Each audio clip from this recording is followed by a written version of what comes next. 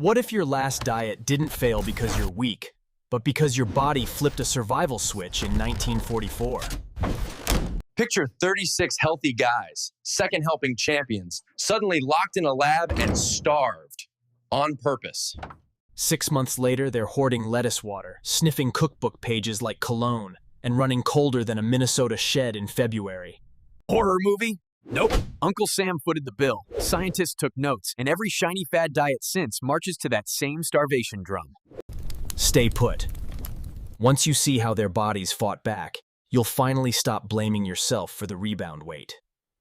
War's end, Europe's starving, and Uncle Sam needs a refeeding manual. Enter physiologist Ansel Keys.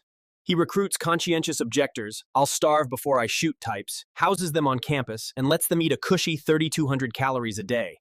5-mile walks, normal college life, baseline locked. Then the axe drops, 1,560 calories for 6 months. Think bread crusts, turnips, a postage stamp of meat, and skim milk that looked like cloudy water. Protein stayed low, activity stayed high. They became human lab rats so the rest of us could, supposedly, learn how to eat again. Weeks in, the weight tumbles off. But the real shock happens under the hood. Body temperatures drop to 95 degrees.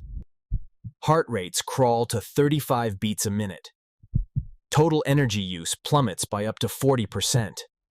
Keys called it semi-starvation metabolism. We call it metabolic adaptation, your body's survival mode. Your brain senses the calorie gap. It dials down the thyroid, slows digestion, and turns every single calorie into a precious gem. Sound familiar? It's the plateau that torpedoes your calorie tracking app. The men weren't lazy, their hardware downshifted to stay alive. Same as yours after 3 weeks of salad worship.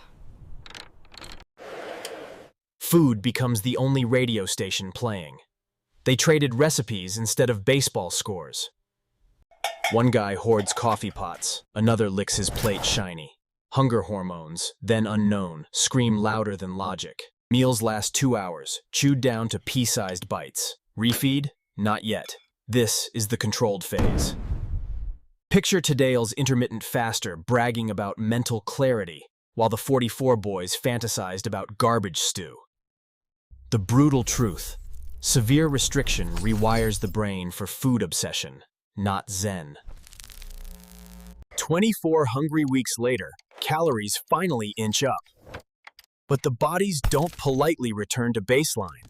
Fat piles back fast, aggressively. 12 weeks in, the men regain all the fat they'd lost, plus an extra 10%. Muscle lags way behind, like the drunk friend who misses the Uber. Appetite stays cranked well past their target weight. Scientists dubbed it post-starvation hyperphagia. The body wants insurance. Modern yo-yo dieters know this script by heart. Lose 15, regain 20. Because biology never got the memo that Kroger stays open 24/7. After the study, nutrition policy swings low-fat, 9 calories per gram. Yank the fat, problem solved. Except the Minnesota data already proved total calories, not fat type, triggered the famine reaction. Doesn't matter, low fat ruled for decades. When that fizzles, carbs become public enemy number 1. Atkins, Keto, Paleo, each claims to outsmart starvation. By keeping insulin low, protein high, hunger blunted, and muscle spared. They help, partly. Protein fills you up and burn extra calories during digestion. But swap bread for bacon and you're still in a deficit.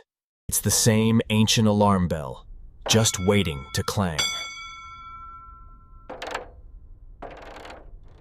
Yes, physics matters. Eat less, weight drops. But biology sets the speed limit. The men proved a 1,000-calorie diet today can act like 1,400 tomorrow, once the body adapts. Online coaches yelling, "Just move more," are completely missing this hidden tax. Your fitness tracker says you burned 300 on the treadmill. Your thyroid quietly voids half of it. Accurate? Only if you measure metabolic slowdown, something your local gym definitely skips. Next time someone claims you're not counting hard enough, hand them the 1,385-page Minnesota lab reports. Intermittent fasting copies the study's long gaps and big meals, works until the window closes, push too long and binge risk climbs. Juice cleanses. Basically the low-protein, low-calorie ration that tanked the volunteers' lean muscle mass. Macro counting, smarter, yet plenty of apps ignore adaptive drops and leave you stranded at the same low target for months. Even GLP-1 drugs ride the coattails, blunting hunger so you eat less without the mental breakdown. They help, but stop the shot, and that famine firmware is still lurking, ready to bulk you back up. So what works? 1. Diet like you're already lean. Small deficits, 250 to 300 calories max. 2. Feed the muscle. Aim for 1.2 to 1.6 grams of protein per kilogram so regrowth outruns fat. 3. Cycle your calories. 2 higher days a week. Whisper, "No famine here," to the brain. 4. Lift heavy. Muscle is metabolically greedy and actively fights the downshift. 5. Sleep. 7 hours keeps Grelin, the hunger gremlin, quiet. Expect plateaus and adjust, don't despair. Your body isn't broken, it's vintage software trying to save you from a drought that never comes. If any of this feels like your autobiography, hit subscribe and drop the diet that betrayed you in the comments. Myth 1. Obese people must have broken metabolisms. Nope.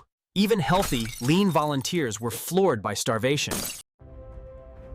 Metabolic adaptation is standard equipment, not a personal flaw. Myth 2. Fast weight loss stays lost. The refeed phase proves regain speed matches deficit depth. Go big, rebound bigger. Myth 3. Once metabolism slows, you're doomed. False. Rehabilitation data shows gradual calorie increases plus resistance training restore output within a year. Patience, not punishment, wins the long game. Could we repeat this study today? Not a chance. Ethics review boards would faint at the mental health carnage. Yet millions replicate it voluntarily every January. Instagram 1,200 calorie challenges, detox teas, cabbage soup weeks, DIY starvation minus the lab coats. The ethical punchline isn't just what science did, it's what we're willing to do to ourselves decades after the warning lights started flashing. One 1940 hunger experiment predicted every diet twist you'll face. The plateau, the rebound, the food obsession, the metabolic chill. The men walked in as volunteers, walked out as data, and left us a crucial roadmap of caution. Next time a glossy plan promises 10 pounds in 10 days, remember the 36 guys who spent years piecing their minds and waistlines back together. Respect the biology, diet gently, lift weights, and when the scale stalls, blame the famine code, not your character. If this video armed you with patience, share it with a friend eyeing another cleanse, and let's keep each other off the starvation merry-go-round.